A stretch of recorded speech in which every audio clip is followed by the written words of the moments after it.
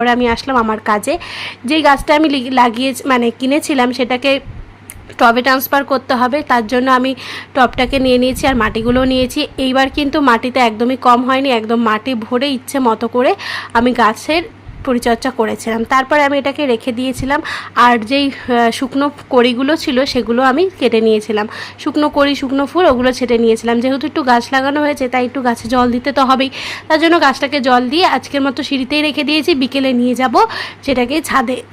তারপর রান্নাবান্না শেষে বেসিনে কিছু বাসন ছিল, অল্প কিছু বাসন, সেই বাসনগুলোই আমি একটু ধুয়ে নিচ্ছিলাম।